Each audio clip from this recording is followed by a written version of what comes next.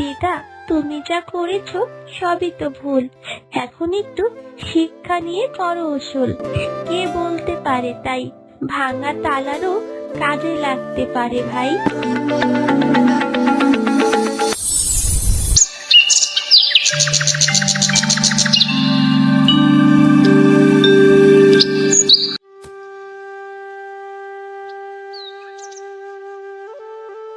গিন্নি, ও গিন্নি, কোথায় গেলে? আমার যে যাওয়ার সময় হয়ে এসেছে। একটু ধৈর্য ধরো বাবু, আমি এক্ষুনি আসছি। হাতের কাজটা শেষ করে নেই। তোমার হাতের কাজ পরে করলেও হবে গিন্নি। আমি এখন রওনা না দিলে বেলা থাকতে থাকতে শহরে পৌঁছাতে পারবো না। এই নাও, তোমার সাথে করে নিয়ে যাও। এটা আবার কি? বললাম না কিছু না। মা তোমার জন্য চিড়ে ভেজে দিয়েছে বাবা, পথে এগুলো খেয়ে নিও। এর আবার কি দরকার ছিল গিন্নি? আমি জল খেয়ে দিব্যি চলে যেতে পারতাম। এখান থেকে শহর তো বড় বেশি দূরের পথ নয়। সে আমি জানি, শহরে যেতে যেতে তোমার সন্ধ্যা হয়ে যাবে। পথে একটু খেয়ে নিলে একটু বল পাবে। সেই তো যাবে আবার পায়ে হেঁটে। ঠিক আছে, ঠিক আছে, তবে আমি গেলাম। মায়ামা, নে এই টাকাটা রাখ, মজা কিনে খাস। আর আমি আসবার সময় দুজনের জন্য শীতের জামা কাপড় নিয়ে আসবো, কেমন? কে মজা, কে মজা, বাবা আমার জন্য নতুন জামা আনবে। শীত শুরু হলেই চলে আসবো মা। এই ধর পৌষ মাস, এখন কার্তিক, তারপর অগ্রহায়ণ, তার পরের মাসে চলে আসবো। আরো 3 মাস? 3 মাস দেখতে দেখতে কেটে যাবে রে বাছা। তাজা বলেছো, 3 মাস চোখের পলকে কেটে যাবে। এর মধ্যে কোনো দরকার হলে তোর দিদার কাছে যাবে। মাকে আমি সব বলে এসেছি, ওরা তোমাদের সাহায্য করবে। আর হ্যাঁ, আমি টাকা পাঠালে ঘরের কপাটগুলো ঠিক করিও। সামনে তো শীতকাল, ভাঙা দরজা দিয়ে হিমেল হাওয়া ঢুকবে। গেলাম গিন্নি, ভালো থেকো।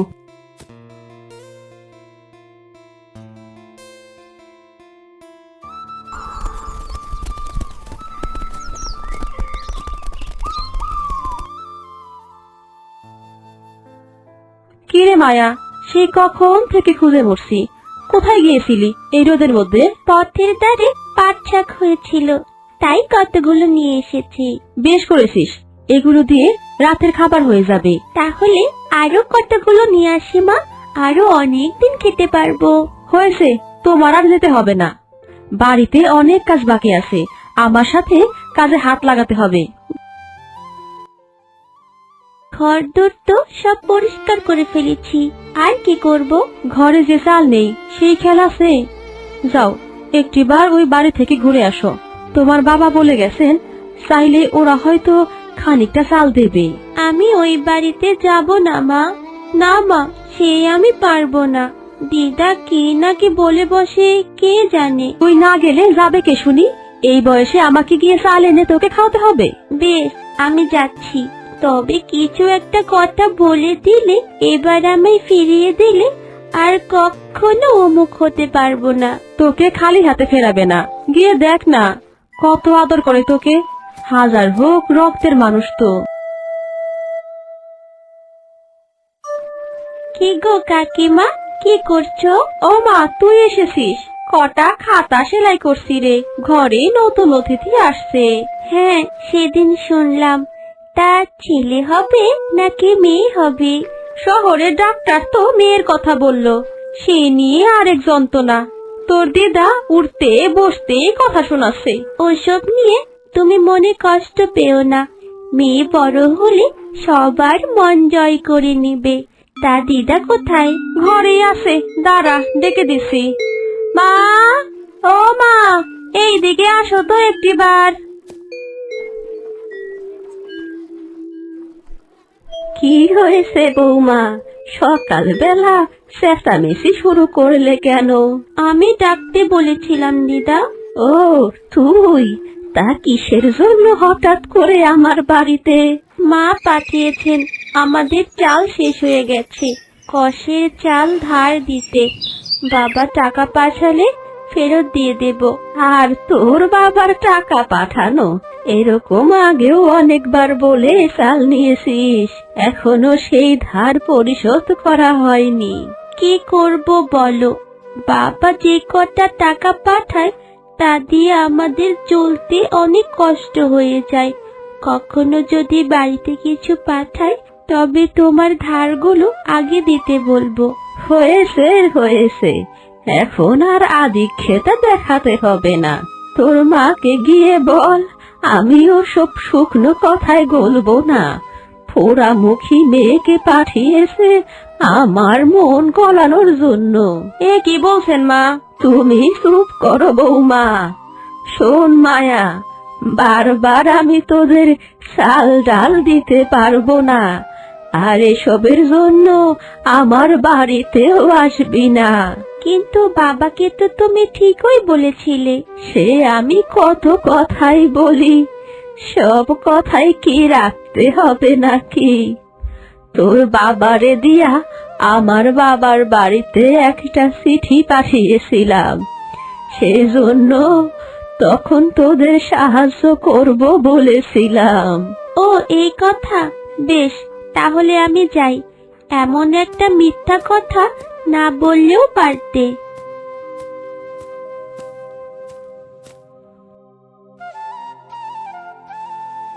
সে কি মায়া, তুই খালি হাতে ফিরলি যে? ওই বাড়িতে যাসনি বুঝি?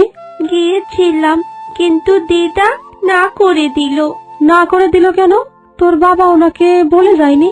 সে কথা বলেছিলাম, তিনি বললেন সাহায্য করব আমি কতজনকেই বলেছি, তাই বলে করতে হবে নাকি? এ তো ভারী মুশকিলে ফেলে দিলি। এখন আমি চাল পাবো কোথায়?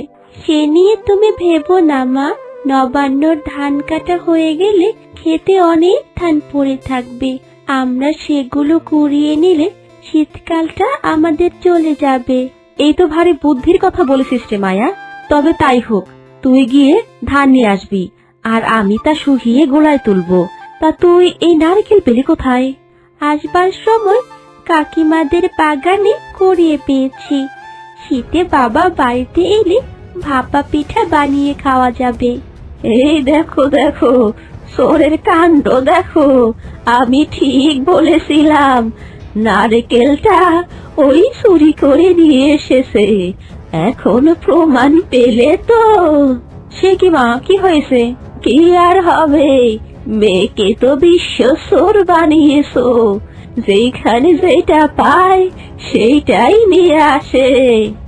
দিদা, মা আমাকে নারকেল আনতে বলেনি, আমি পথের ধারে পেয়েছি তাই নিয়ে এসেছি। ইস, পথের ধারে পেয়েছি তাই নিয়ে এসেছি বলি, গাছটা কি তোর বাবা লাগিয়েছিল কত সারা? মা চুপ করুন, ওরা ছেলে মানুষ। ছেলে মানুষ না চাই, সব ওদের মায়ের শেখানো ফল। ওইটুকু মেয়েকে চুরি করা শেখায় না মা কেউ। এইভাবে বলবেন না মা, ওই বাড়িতে আমাদেরও কিছু ভাগ আছে।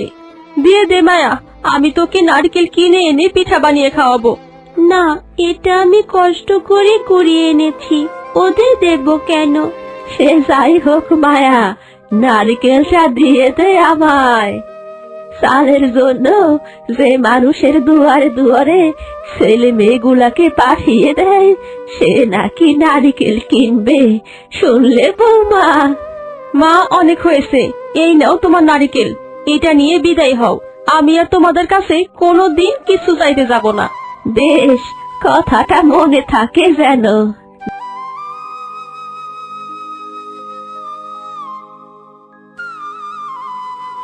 দিদা বাড়িতে ফিরে অসুস্থ হয়ে পড়ে। এই নাও মা, সব ধান কুড়িয়ে নিয়ে এলাম। তো এত দেরি হলো কেন? আমি যে সে কখন থেকে অপেক্ষা করছি। দেরি হবে না, আমি যে একা গিয়েছিলাম, তুমি সাথে থাকলে আরো তাড়াতাড়ি হতো। বাবা না শীতের শুরুতে আসার কথা ছিল মা, হেমন্ত পেরিয়ে গিয়ে তো শীত চলে এলো, এখনো তো তার ফোনও দেখা নেই। সেজন্যই তো দুশ্চিন্তা করছি মা। বিদেশ বাড়ি গিয়ে মানুষটা কেমন আছে কে জানে। আমরা না হয় কুড়িয়ে জুটিয়ে তো মুঠো খেতে পারি, উনি কি খাচ্ছেন তাও তো বলতে পারছি না। দেখবে মা, বাবা ঠিক হয়ে চলে আসবে, তুমি কোনো চিন্তা করো না। আসার সময় আমার জন্য শীতের পোশাক আর খাবারও নিয়ে আসবে। তাই যেন হয় মা, তাই যেন হয়।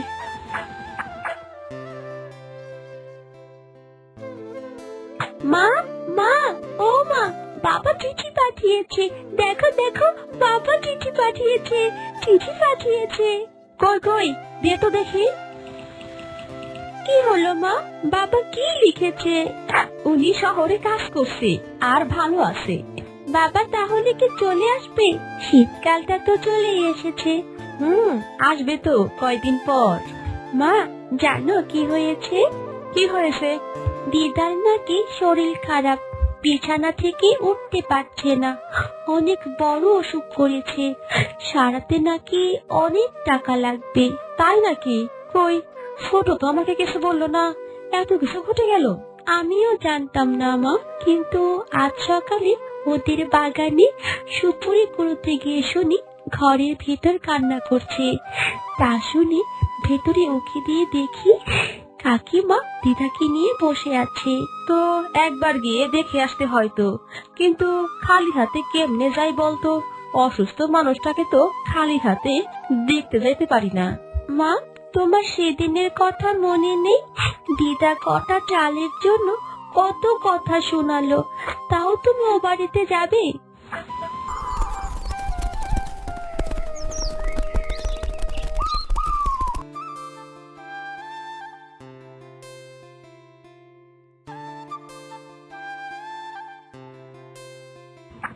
তা মা মেয়ে নিয়ে কি কথা বলছো শুনি? ওই দেখো মা, বাবা এসেছে, বাবা এসেছে, কি মজা, কি মজা। ওগো, তুমি এসেছো? এইদিকে তো অনেক সর্বনাশ হয়ে যাচ্ছে। গিন্নি, কি হয়েছে কি সেটা তো বলবে। শুনলাম তোমার মার নাকি অনেক বড় রোগ হয়েছে। কি বলছো কি? মার আবার কি হলো? চলো তো গিয়ে দেখি। বাবা, তুমি ওই বাড়িতে যাবে না, জানো বাবা, তুমি যাওয়ার পর দিদা আমাদের কোনো সাহায্য করেনি আর অপমান করেছে।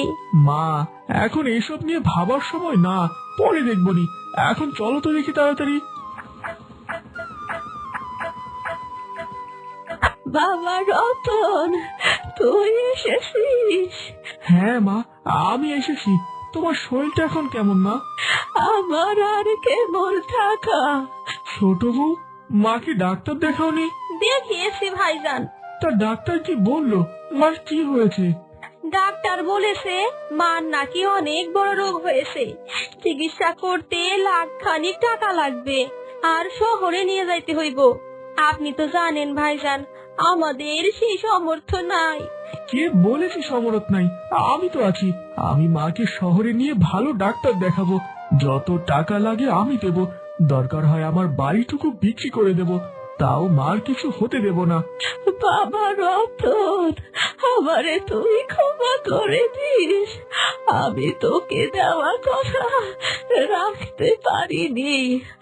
আমি আমি তোর মেয়ে ও তোর বউর সাথে অনেক জুলুম করেছি, আমায় ক্ষমা করে দিস, না হলে আমি মরেও শান্তি পাবো না। আল্লাহ আমাকে আমার পাপের শাস্তি দিচ্ছে।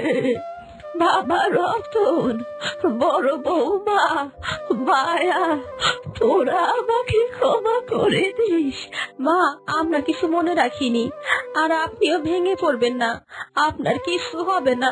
আজ থেকে আমরা সবাই একসাথে থাকবো, এক বাড়িতে। মা, আপনি যাদের পর ভাবতেন তারাই আপনার আপন মানুষ, এখন বুঝতে পারছেন? বেশ বুঝতে পারছি বৌমা, বেশ বুঝতে পারছি। দিদা, তুমি যা করেছো সবই তো ভুল, এখন একটু শিক্ষা নিয়ে করো উসুল। কে বলতে পারে তাই ভাঙা তালারও কাজে লাগতে পারে ভাই।